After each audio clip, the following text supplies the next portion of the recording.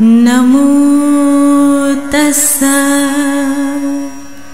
भगवतो अरहतो सम्मा सम्बुद्धस्स। नमो तस्स भगवतो अरहतो सम्मा सम्बुद्धस्स। नमो तस्स भगवतो अरहतो सम्मा सम्बुद्धस्स। बुद्धं शरणं गच्छामि धम्मं शरणं गच्छामि संघं शरणं गच्छामि। द्वितीयंपि बुद्धं शरणं गच्छामि। द्वितीयंपि धम्मं शरणं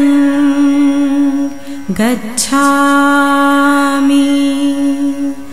द्वितीयंपि संघं शरणं गच्छामि। तृतीयंपि बुद्धं शरणं गच्छामि। तृतीयंपि धम्मं शरणं गच्छामि। तृतीयंपि संघं शरणं गच्छामि। पाणातिपाता वीरमणि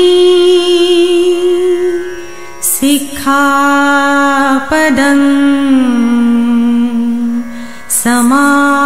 समाधियामि। सर्वांना मैत्रीपूर्ण जय भीम। आर.के. भटकर यूट्यूब चॅनलवर आपले सहर्ष स्वागत आहे। आपण पाहता आर.के. Bhatkar YouTube channel. आमचे व्हिडिओ आवडल्यास लाईक करा, शेअर करा आणि सबस्क्राईब करायला विसरू नका। जय भीम।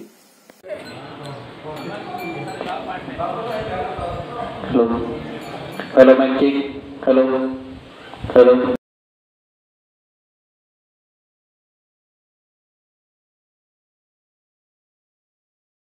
प्रवचन मालिका वर्षवास कालावधीमध्ये संपन्न करत असते। राजगृहातून डॉक्टर बाबासाहेब आंबेडकर यांच्या राजगृहातून जो आदेश आला त्या आदेशाचं पालन भारतीय बौद्ध सभा करत असते। तेव्हा या आदेशाचं पालन म्हणजे वर्षवास कालावधीमध्ये प्रवचन मालिका आपण दर रविवारी विहारामध्ये वर्णना झाल्यानंतर या प्रवचन मालिकेचा एक मार्गदर्शन एक मनोगत या ठिकाणी आपण करत असतो। तेव्हा भारतीय बौद्ध सभेचे नवनियुक्त कार्यालय सचिव आदरणीय चंद्रशेखर गजबी सर मी यांना विनंती करतो की त्यांनी बुद्ध धर्म आणि विज्ञान या विषयावर आपलं मार्गदर्शन करावं अशी मी त्यांना विनंती करतो। अखिल विश्वाला शांतीचा, सुखाचा, दुःखमुक्तीचा मार्ग दाखविणारे महाकारुण्य तथागत गौतम बुद्ध, भारतीय घटनेचे शिल्पकार बोधिसत्व डॉक्टर बाबासाहेब आंबेडकर, धम्मनायक माता भीमाई तसेच छत्रपती शिवाजी महाराज, छत्रपती शाहू महाराज या महामानवांना पंचांग प्रणाम। तसेच समाज कार्याच्या वसा असलेल्या सगळ्या समाज सुधारकांना सुद्धा माझा पंचांग प्रणाम. सूर्यपुत्र भैयासाहेब आंबेडकर यांच्या कार्याला त्रिवार वंदन. भारतीय बौद्ध महासभेचे राष्ट्रीय संरक्षिका आदरणीय महाउपासिका मीराताई आंबेडकर यांना त्रिवार वंदन. राष्ट्रीय कार्याध्यक्ष डॉक्टर भीमरावजी यशवंत आंबेडकर यांच्या कार्यालाही त्रिवार वंदन. भारतीय बौद्ध महासभेच्या वतीने दर रविवारी विहारामध्ये घेण्यात येणारी वंदना आणि या वंदनेला उपस्थित असलेले सगळे उपासक व उपासिकांना तसेच बालबालिकांना माझा मैत्रीपूर्ण जय भीम. आजच्या प्रवचन मालिकेचे हे 90 पुष्प आहे आणि आजचा विषय आहे बुद्ध धम्म आणि विज्ञान. डॉक्टर बाबासाहेब आंबेडकरांमुळे आपल्या सर्वांना बुद्ध धम्म कळला, बरोबर आहे. भगवान गौतम बुद्धांचा जन्म इसवी सन पूर्व 563 लुंबिनी म्हणजेच नेपाळ येथे झाला. मृत्यू इसवी सन पूर्व 483 कुशीनगर उत्तर प्रदेश येथे झाला. डॉक्टर बाबासाहेब आंबेडकरांच्या मतानुसार बुद्धांचा धर्म श्रेष्ठ आहे. दुसऱ्या कोणत्याही धर्माची त्याच्याशी तुलना केली जाऊ शकत नाही. जर एखाद्या विज्ञाननिष्ठ आधुनिक व्यक्तीला धर्म हवा असेल तर त्याला बौद्ध धर्माशिवाय पर्याय नाही, असे माझे पक्के मत. सर्व धर्मांचा 21 वर्षे सखोल अभ्यास केल्यावर झाले आहे. डॉक्टर बाबासाहेब आंबेडकरांनी धर्मावर किती वर्ष अभ्यास केला? 21 वर्ष. 21 वर्षांच्या अभ्यासानुसार त्यांनी हे आपले मत मांडलेले आहे की सगळ्या महामानवाच्या कल्याणासाठी बुद्ध धर्म हाच एकमेव मार्ग आहे. तर डॉक्टर बाबासाहेब आंबेडकर यांना आपल्याला का बरं जाणून घ्यायचं आहे? तथागत भगवान गौतम बुद्धापूर्वी. तर बाबासाहेब हे तत्वज्ञान आहे. काय आहे? बाबासाहेब हे तत्वज्ञान आहे. बाबासाहेब हे तत्वज्ञान आहे. जगातील दलित शोषित पीडितांच्या मुक्तीचे तत्वज्ञान आहे. आमच्या मुक्तीचा मार्ग आहे. समता, स्वातंत्र्य, बंधुत्वावर ज्यांचा विश्वास आहे आणि या त्रिसूत्रीच्या आधारावर समाजाची पुनर्रचना करू इच्छितात त्यांच्यासाठी हे तत्वज्ञान पथप्रदर्शक दीपस्तंभ आहे.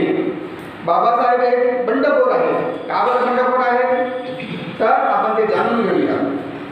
बाबासाहेबांचे तत्वज्ञान गुलामाची जाणीव करून देणारे तत्वज्ञान आहे.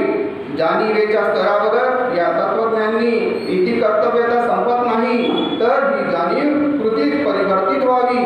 गुलामाने बंड करून उठावे. ज्या व्यवस्थेने त्याला गुलाम बनविले ती व्यवस्था निर्माण करावी, नवा समाज निर्माण करावा, हे सांगणारे हे तत्वज्ञान आहे.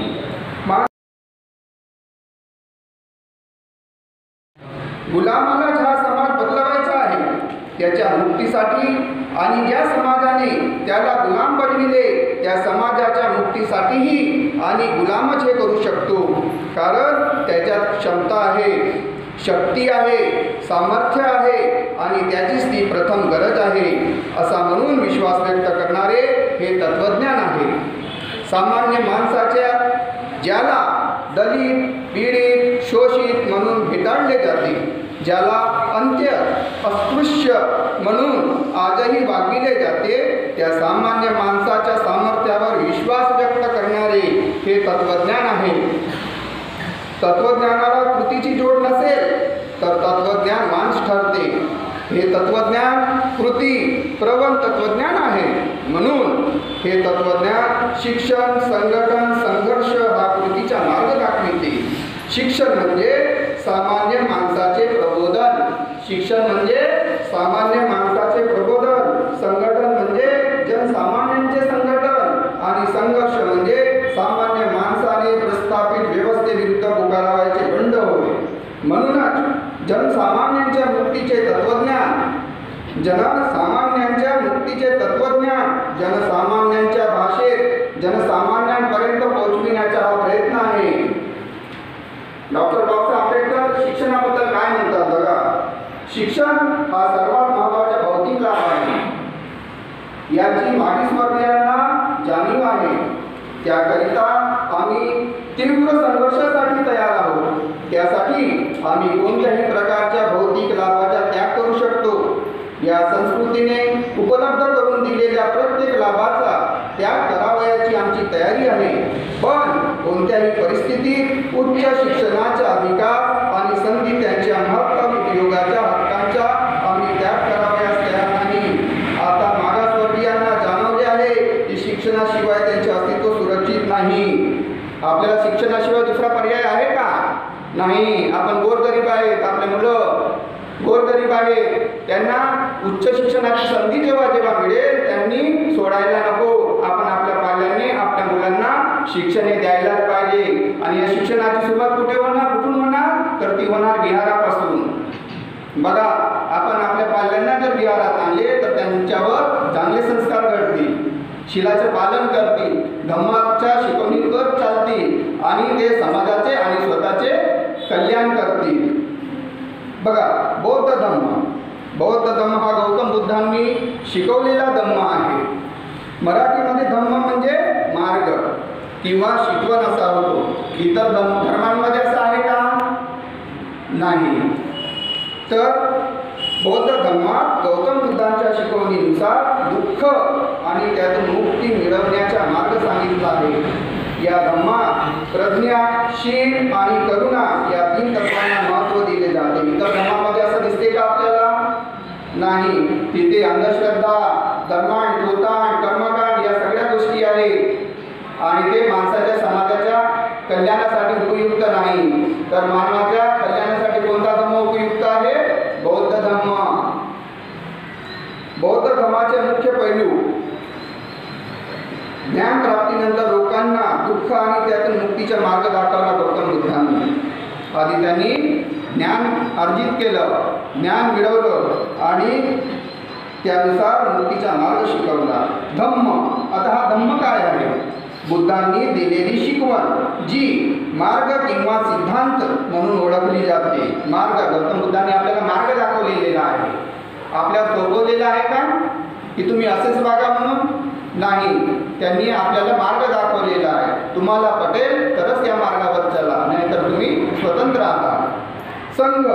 बौद्ध भिक्खू आणि भिक्खुनींची संघटना जी धम्माचे पालन आणि प्रसार करते. आताच्या घडीला फक्त बंतेजी आणि भिक्खुनी यांच्यावरच धम्माचा प्रचार आणि प्रसाराचा जिम्मा नाही, तर आपल्या उपासकांचा सुद्धा आहे. त्रिरत्न. बुद्ध धर्म आणि संघ ज्यांना बौद्ध धर्मात शरण जाण्याचे ठिकाण मानले जाते. आपण बुद्ध धम्म संघ याला म्हणतो ना, आपण तुंगार बंधन जातो, त्याच्या मागे एक विज्ञान आहे. त्या विज्ञानानुसारच त्या सगळ्या घटना घडतात. म्हणून आणि दुःखाचे मुख्य कारण काय आहे? 4 आहे, सत्य आहे. दुःख. प्रत्येकाच्या जीवनात दुःख आहे. दुःखाशिवाय आहे का? सुखाचे क्षण फार कमी आहे, दुःखाचे क्षण जास्त आहे. पण त्यावरती त्याच्यावर मार्ग असतात, निघतात. दुःख आहे, दुःखाचे कारण आहे, दुःखाचा अंतही आहे आणि दुःखातून मुक्त होण्याचा मार्गही आहे. आपण पंचशिलेचे पालन करतो. पंचशिला म्हणजे काय? अहिंसा न करणे, अस्तेय, खोटे न बोलणे, काममिथ्याचार, पुरुषावाद, खोटे न बोलणे, सुरा मेलेवर, मादक पदार्थांचे सेवन न करणे. बघा, आपण या पंचशिलेचं जरी पालन केलं तरी आपल्या जीवनात फार मोठा फरक पडत असतो.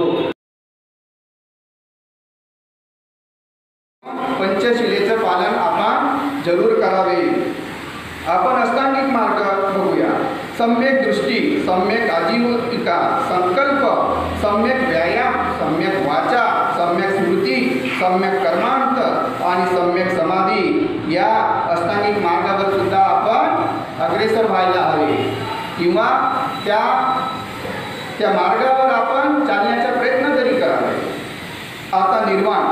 बघा, दुःखातून पूर्णपणे मुक्त होण्याची अंतिम अवस्था जे बौद्ध धर्माचे ध्येय आहे ते काय आहे? निर्वाण, निब्बाण.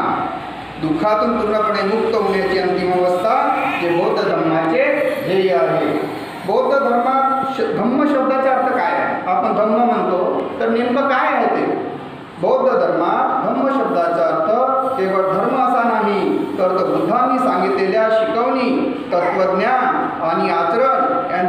विपरीत अर्थ व्यक्त करतो. हा शब्द धारण करणे या अर्थाने देखील वापरला जातो. म्हणजे आपल्या जीवनात बुद्धांच्या शिकवणींचा स्वीकार करणे आणि त्यानुसार आचरण करणे. डॉक्टर बाबासाहेब आंबेडकरांनी बौद्ध धर्म स्वीकारला, त्याच्यामागे कारण आहे. आणि भगवान बुद्ध आणि त्यांचा धम्म हा ग्रंथ त्यांनी लिहिला. बौद्ध धम्माला विज्ञानवादी आणि मानवतावादी धर्म म्हणून स्वीकारले आणि समाजातील विषमतेविरुद्ध लढण्यासाठी या धर्माचा स्वीकार केला. भारतीय बौद्ध सभेच्या चळवळीनुसार डॉक्टर बाबासाहेबांची केलेली कार्य हे आपल्या सर्वांना माहीत असायला पाहिजे. तसेच समाजातील विषमतेविरुद्ध लढण्यासाठी या धर्माचा आंबेडकरांनी स्वीकार केलेला आहे हे आपण जाणून घ्यायला पाहिजे, विसरायला नको. आपल्या ज्या 10 परिमित आहेत त्या कशा करता आहेत तर ते आपल्या पूर्णतेच्या मार्ग उल्लेख केलेला आहे. या बोधिसत्व मार्गात महत्त्वाचे आहे. कोणकोणत्या ते आपल्या 10 परमिता आहे तर उदारता, नीतिमत्ता, संयम, परिश्रम, समाधी, बुद्धिमत्ता, कुशलता, संकल्प, शक्ती आणि ज्ञान या तत्वांचे पालन केल्यास आपण दुःखमुक्त आणि सुखमय होऊ शकतो. आता विज्ञाननिष्ठत्व, बौद्ध धम्म हा विज्ञाननिष्ठत्व कसा आहे हे आता आपण बघूया. इतर धर्मामध्ये देव मानतात, आपल्या बौद्ध धर्मात देव मानतो का आपण? नाही मानणार. बौद्ध धर्माचे तत्वज्ञान विज्ञानाशी सुसंगत आहे, कारण दोन्हींचा उद्देश सत्याचा शोध आहे. बौद्ध तत्वज्ञान आणि विज्ञान यांच्यातील समानता असण्याची उदाहरणे आता आपण बघूया. देव म्हणजे ईश्वर. विज्ञानाने देव किंवा ईश्वराला मानले नाही. बौद्ध धर्मात देव किंवा ईश्वर या संकल्पनेला स्थान नाही.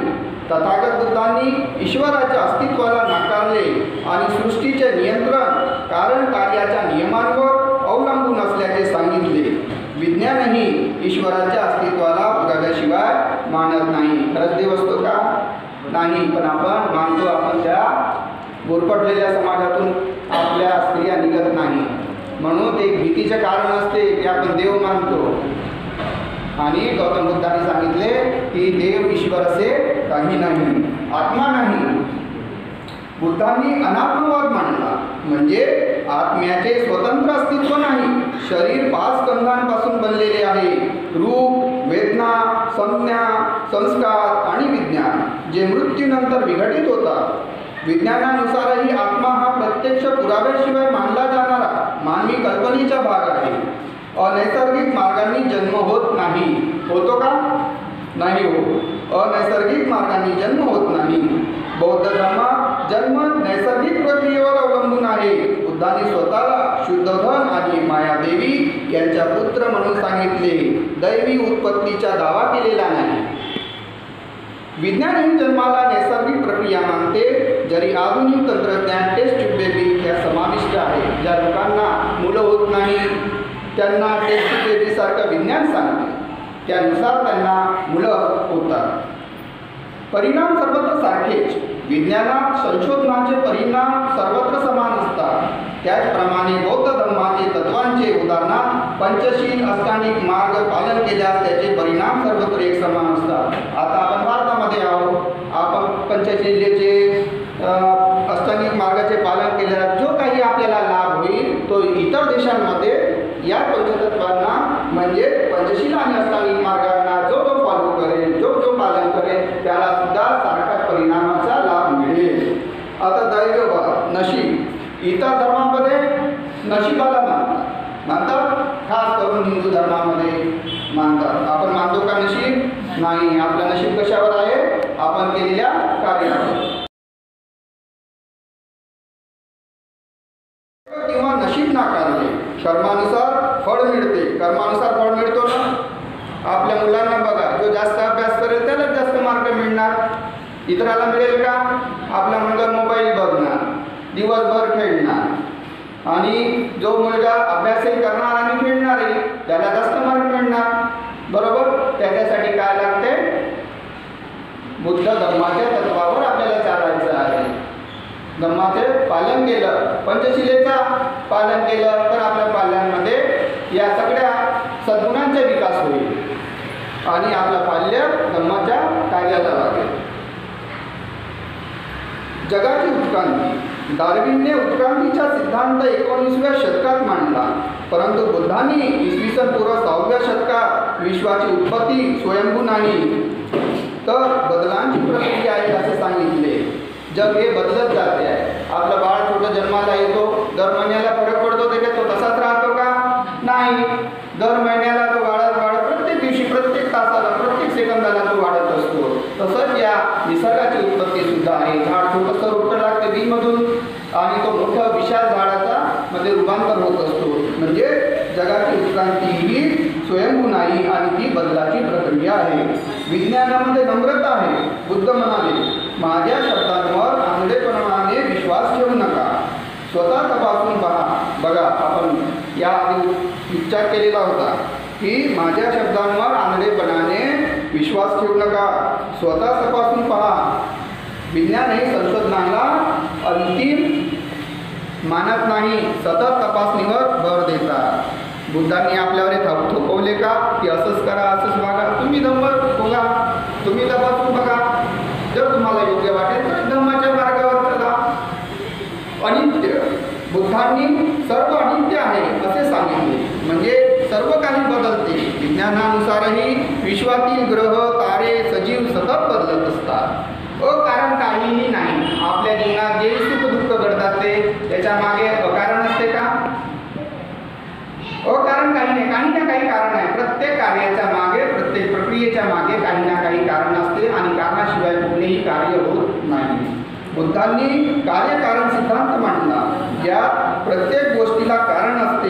विज्ञानही कारणाशिवाय काही होत नाही. बरं, धूर कुठं निघतो आपल्याला कसं कळते? कुठेतरी आग लागली असेल तेव्हा धूर निघतो, बरोबर? म्हणजे कुठे ना कुठे आपल्या कार्याशिवाय कारण जन्माला येत नाही.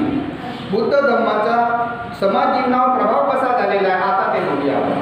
बुद्ध धम्माचा समाज जीवनावर, आपल्या समाज जीवनावर कसा प्रभाव झाला? आपल्याला पहिला गुण मिळाला बुद्धांपासून अहिंसा, करुणा आणि प्राणी मात्रांविषयी सहानुभूती. दुसरं, बौद्ध धर्मात वैचारिक स्वातंत्र्याला प्रोत्साहन आहे. इतर धर्मात आहे का वैचारिक स्वातंत्र्य? आहे का? नाही. बुद्धांनी शिकवून तपासून स्वीकारण्यास सांगितले.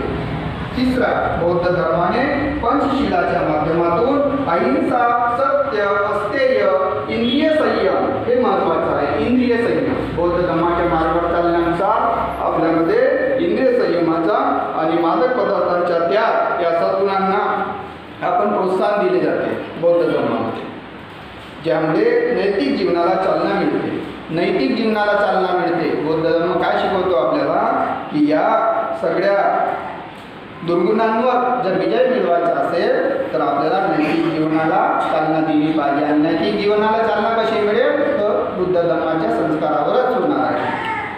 तथागत बुद्धांनी ज्या वर्ण किंवा सामाजिक दर्जा न पाहता समतेचा उपदेश केला. बुद्धांनी ज्या वर्ण किंवा सामाजिक दर्जा न पाहता समतेचा उपदेश केला. याच्या आधी आपल्याला समाजामध्ये समता मिळाली होती का? एकसारखा समान अधिकार मिळाला होता का? नाही. आपण वंचित होतो, आताही वंचित आहोत जर आपण जागृत राहिलो नाही तर. हिंदू समाजातील जाती व्यवस्थेला आव्हान केले त्या काळी जात, वर्ण किंवा सामाजिक दर्जा न पाहता समतेचा उपदेश केला. याने हिंदू समाजातील जाती व्यवस्थेला आव्हान दिले. बौद्ध धर्माच्या तर्कनिष्ठ आणि कारण कार्यावर आधारित शिकवणीमुळे लोकांमध्ये वैज्ञानिक दृष्टिकोन विकसित झाला.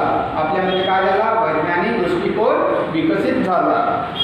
बौद्ध धर्मात करुणा, प्रामाणिकपणा, अहिंसा आणि क्षमाशीलता यांना महत्त्व आहे. इतर धर्मामध्ये दिसतात का आपल्याला? नाही दिसत. क्रूर आहे, बली देतात.